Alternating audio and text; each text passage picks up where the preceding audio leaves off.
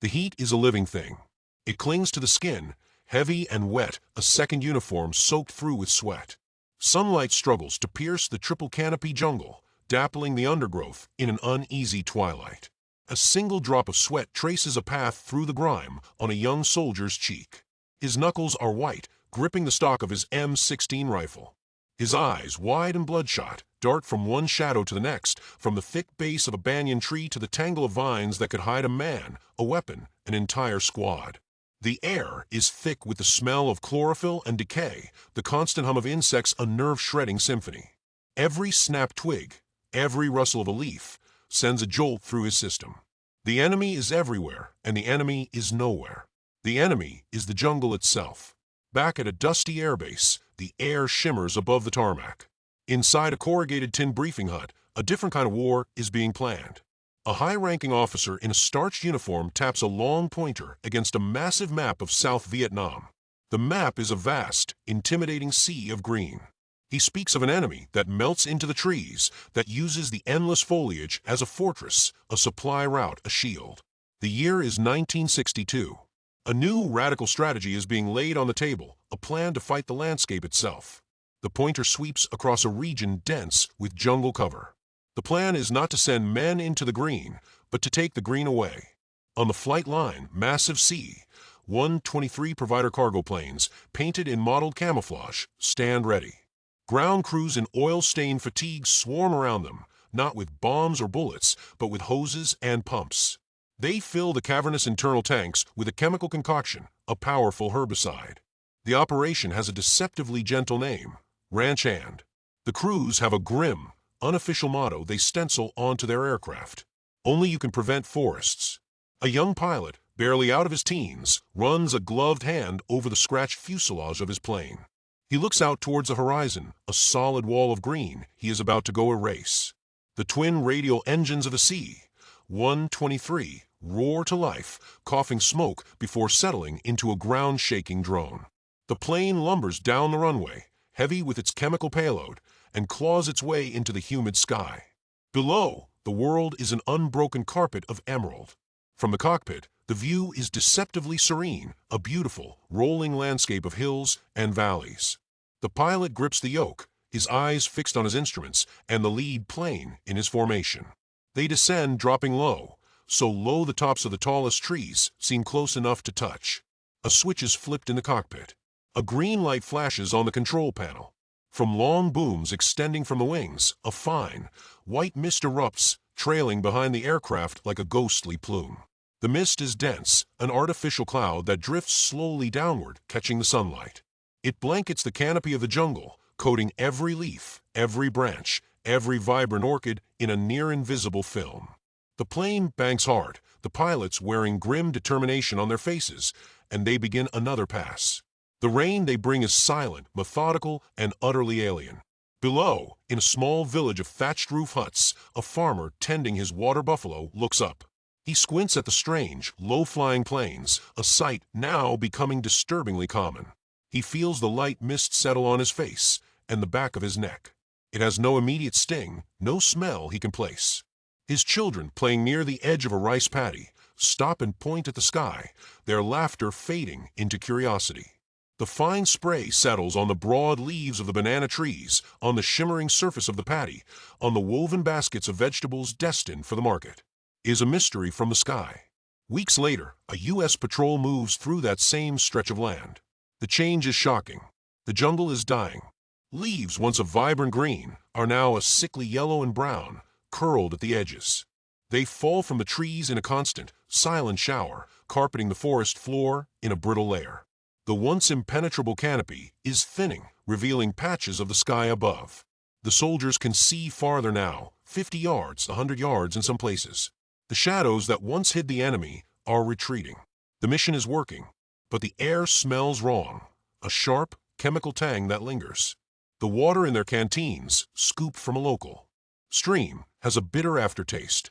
They trudge through the defoliated zones, the dead leaves crunching under their heavy boots. The chemical dust, the residue of the spray, clings to their uniforms, their skin, their gear. They don't know its name. They only know it's the stuff that kills the trees. The operation escalates. Day after day, year after year, the C-123s fly. The scale becomes immense, industrial. At air bases like Bien Hoa and Da Nang, colossal stacks of 55-gallon drums bake in the sun. Some are painted with a purple stripe, others a white, but most bear a distinctive, ominous orange band around their center. Agent Orange. Forklifts buzz back and forth, loading the drums onto trucks, feeding the insatiable appetite of the spray planes. Over the course of a decade, nearly 20 million gallons of these tactical herbicides will be sprayed across the land. It is a chemical flood, a deliberate poisoning on a national scale. The visual results are apocalyptic. Entire mountainsides are stripped bare, their trees reduced to skeletal, gray fingers clawing at the sky. Mangrove forests that once teemed with life become vast, sterile mudflats, the splintered remains of trees sticking out like broken bones.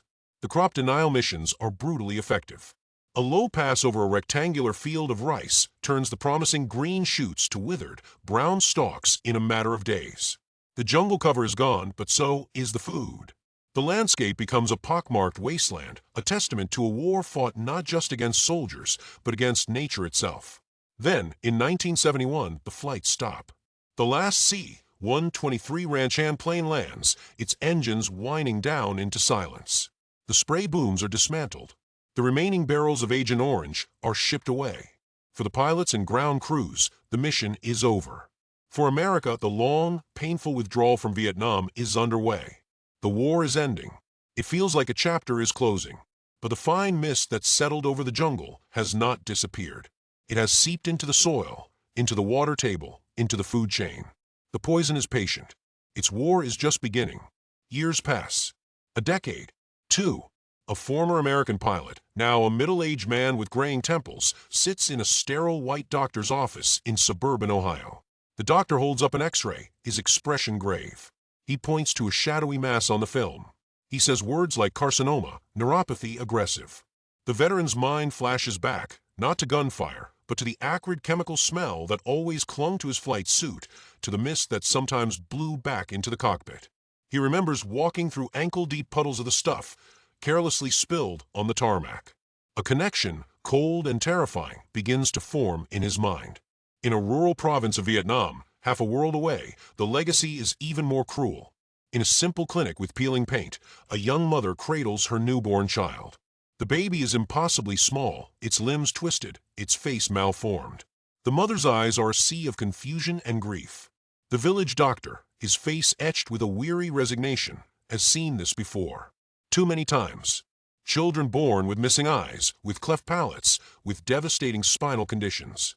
An entire generation is emerging from the poisoned earth, bearing the scars of a war that ended before they were born. The consequences ripple outward, an unseen wound that refuses to heal. An American veteran sits in a VA hospital waiting room, a persistent cough racking his body, his hands trembling from Parkinson's disease. He looks at a faded photograph of his platoon, a group of smiling, confident young men standing in a jungle that no longer exists, unaware of the invisible enemy they were all breathing in. In a Vietnamese village, a teenager gently spoons rice into the mouth of her older sibling, who cannot walk or speak, a victim of the dioxin passed down from her parents. Grandparents weep for grandchildren they will never see grow up healthy. The war is over. The soldiers have come home. The treaties have been signed. But the shadow of those low-flying planes never truly left. It lingers in the hospitals, in the cemeteries, in the DNA of the people. It is a ghost in the blood of both the Vietnamese who endured the rain and the Americans who delivered it. The barren hillsides have begun, slowly, to see new growth. A single vibrant green sprout pushes its way up through cracked, poisoned earth. It is a symbol of incredible resilience, but also a stark, living reminder of the chemical war and its devastating, unending peace. Tell me your favorite war story I should talk about next. Don't forget to subscribe and like the video.